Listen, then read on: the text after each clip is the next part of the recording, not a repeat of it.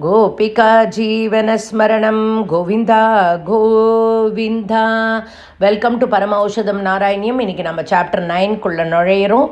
போன சாப்டரில் நாம் பார்த்தோம், பிரம்மா பகவானோட நாபியிலிருந்து வந்த தாமரையிலிருந்து தோன்றினார் அப்படின்னு முடிச்சிருந்தார் பட்டதிரி. இந்த சாப்டர் 9ல் என்ன சொல்கிறாருன்னு பார்க்கலாம். சாப்டர் 9ஓட ஃபஸ்ட்டு ஸ்லோகம். ஸ்தித சகமலோத்பவஸ்தவகினா பிபங்கே ருகே குதஸ்விதிதம் அம்புதா உதிதமித்யனாலோகயன் ததீக்ஷண குதூகலாத் பிரதிதிஷம் விவృத்தானனஹ சதுர்வதனதாமகாத் விகசதஷ்ட திருஷ்டியம்புஜாம். ஃபஸ்ட்டு ஸ்லோகத்தில் சொல்கிறார் பட்டதிரி, அந்த மாதிரி அப்படி தோன்றிய பிரம்மா நான் எங்கே இருக்கேன், நான் எப்படி இங்கே வந்தேன் அப்படின்னு ஒரு மாதிரி ஆச்சரியப்பட்டு சுத்துமுத்தும் எல்லா திசையிலையும் பார்க்குறாராம். அதனாலேயே அவர் 4 முகங்களும் 8 கண்களும் கொண்ட நான்முகன் என பெயர் பெற்றார் அப்படின்னு சொல்லி ஃபஸ்ட்டு ஸ்லோகத்தில் முடிக்கிறார். 2வது ஸ்லோகத்தில் சொல்கிறார், அந்த தாமரை அந்த பிரளய ஜலத்தில் அங்கும் இங்கும் அலைக்கழிக்கப்பட்டதாக ஃப்ளோட் ஆகிட்டு இருந்தது. தாமரையை மட்டும் கண்டு அதுக்கு ஆதாரமான பகவானோட திருமேனியை காணாமல் பிரம்மா மிகுந்த ஆவலோடு ஒன்றும் புரியாது இருந்தார் அப்படின்னு முடிக்கிறார்.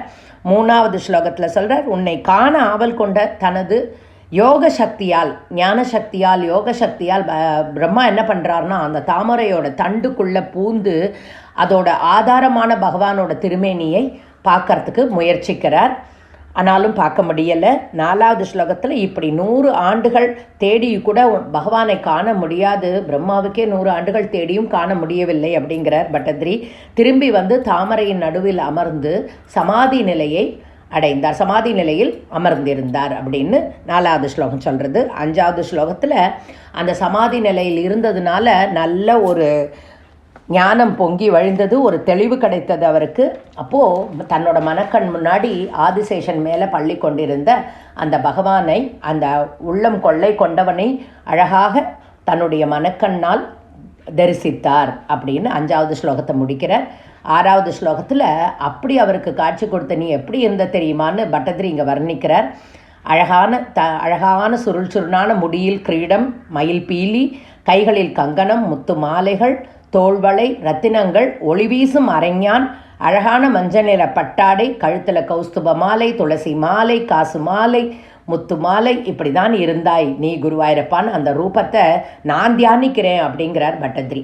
7வது ஸ்லோகத்தில் அப்படி காட்சி அளித்த பகவானை பார்த்து பிரம்மா, இந்த சிருஷ்டி என்ற காரியத்தை செய்ய என்னை திறமை உள்ளவனாக, என்னை கேப்பபிளாக ஆக்குங்கோ அப்படின்னு பகவானை வேண்டிக்கிறார். அப்படிப்பட்ட நீ என்னையும் காத்தருள்வாய் அப்படின்னு பட்டதிரியும் இங்கே வேண்டிக்கிறார்.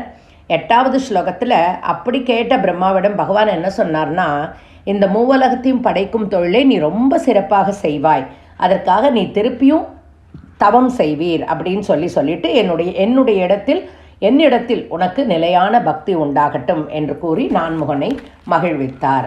9வது ஸ்லோகத்தில் அப்படி அருளை பெற்ற பிரம்மதேவன் திருப்பி 100 திவ்ய ஆண்டுகள் தவம் செய்கிறார். நம்ம முன்னாடியே பார்த்தோம், ஒரு divine year is equal to 360 human years. So 100 திவ்ய ஆண்டுகள் அவர் தவம் செய்தார்.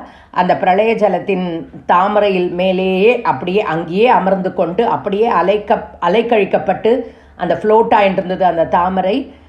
அதனால் இந்த தவம் செய்ததுனால நல்ல வலிமை பெற்று தன்னை சுற்றி இருந்த அந்த பிரளய ஜலம் இருந்தது இல்லையா, அதையும் காத்தையும் முழுக்க குடிச்சிட்டாராம் பிரம்மா. அந்த தவ வலிமையினால் முழுக்க அந்த பிரளய ஜலத்தையும் காற்றையும் குடித்து விட்டார். என்ன ஆச்சரியம் அப்படின்னு ஆச்சரியப்பட்டு போகிறார் பட்டதிரியும் இங்கே.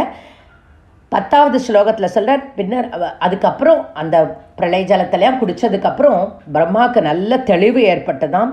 தனக்கு கொடுக்கப்பட்ட சிருஷ்டி வேலையை தொடர்ந்து அதில் ஆழ்ந்து ஈடுபட்டார் அப்படின்னு கடைசியாக இந்த சாப்டரில் பட்டதிரி என்ன சொல்லி முடிக்கிறார்னா, அப்படிப்பட்ட நீ, அவ்வளவு கருணை பொருந்திய நீ பிரம்மாவுக்கு காட்சி கொடுத்தாய், அவருக்கு அனுகிரகம் பண்ணினாய், இதெல்லாம் பண்ணின நீ என்னையும் கொஞ்சம் நோக்கு, என்னையும் கொஞ்சம் பாரு, என்னையும் விரைவில் என்னுடைய நோய் கூட்டத்திலிருந்து காப்பாற்று அப்படின்னு சொல்லி இந்த 9வது சாப்டரை பட்டதிரி ரொம்ப அழகாக முடிக்கிறார்.